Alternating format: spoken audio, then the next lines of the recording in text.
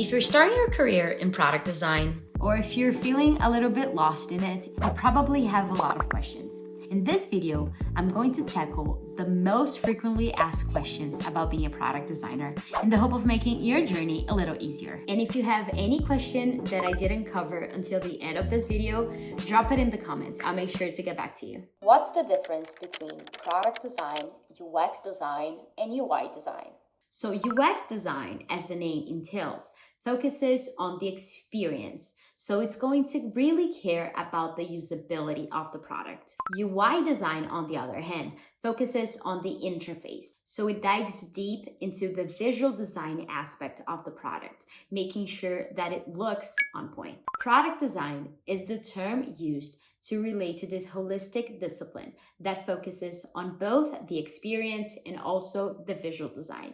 So basically, it's UX UI design in a nutshell. Do designers need to know how to code? Well, I think this is one of the most asked questions. My short answer for this is no. However, designs need to have an understanding on how things are built and also the best practices when it comes to front-end development. It's for this reason that in many job postings, you're gonna see that an understanding of HTML and CSS is required. Of course, the more you understand about coding, the easier it's going to be for you not only to go ahead and design interfaces that are easy to replicate on code, but specifically for you to best collaborate with your team members. You can learn that through courses, through YouTube videos, but at the end of the day, make sure to reach out to your peers and ask, hey, what is the tech stack that we're using? What are the technical challenges that you face when using this programming language? This is really going to help you bridge that gap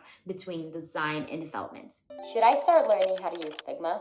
This is really going to depend on what's the best learning style for you. Some people like to get their hands dirty right away, go to Figma, and then study the theory, while other people like to go to the theoretical part of design first and then start to learn how to use the tool. My only advice here is that you should not neglect the importance of understanding design principles, accessibility standards, how people behave, the best usability practices, and etc.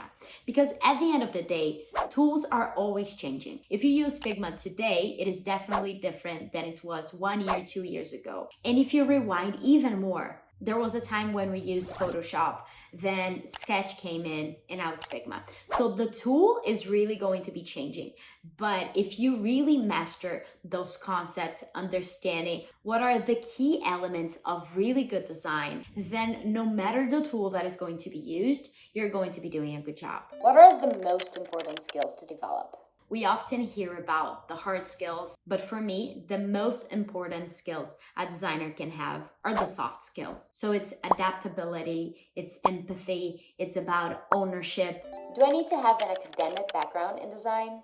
I speak from experience here. No, you don't. However, when you do go to school to study design, you're going to be in touch with the principles, with the best practices, the design processes, the framework, the way of minding the user. So if you didn't go to design school, you're gonna have to do your homework. Take courses, read books, make sure to always seek feedback, and also understand where you're coming from, because no skill goes to waste when you transition to product design. So for example, if you come from a legal background, then you're probably gonna be really good at documentation. If you come from a marketing background, probably you were in touch with graphic design. So you're going to bring your knowledge about color theory and graphic design to your work as a product designer.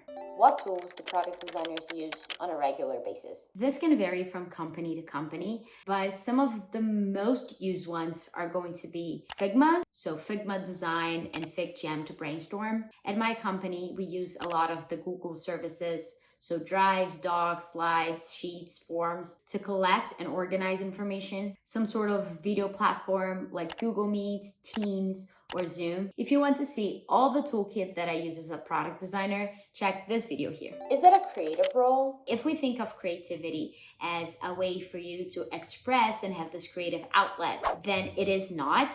However, it does require a lot of creativity because creativity is thinking of new ways to solve problems. In working product design, there are lots of problems to be solved. I've always considered myself to be a very creative person, and I can definitely say that I use a lot of my creativity on a day-to-day as a product designer. How can I make an impact as the solo designer? Well, this position is definitely a blessing and a curse at the same time because all the work you do is going to have such a great impact as that's directly what's going to be built. However, your role as a designer is to ensure that the solution is really aligned with what the user needs. So no matter the size of the company and no matter the time frame you're working with, my advice is for you to make some time, even if it's just a day, even if it's just a week, for you to talk to some users, for you to run some user research, collect data, and let that inform your designs. Because in this case, it doesn't matter if the screens are pixel perfect on Figma and even on code. So as a team of one, your focus should always be to deliver a product that is aligned with user needs. That's going to be the greatest impact design can have at this stage in the company. I have a specific video on how to survive being the only product person in the team. I'll leave it here for you to check it out. Thank you so much for watching. And remember, if you have any questions I didn't cover, leave them in the comments so I can get back to you. Before you head out, make sure to check out this video where I bring 4 things I wish I knew before I started my career as a product designer. It can save you a lot of time. See you in the next one. Happy designing!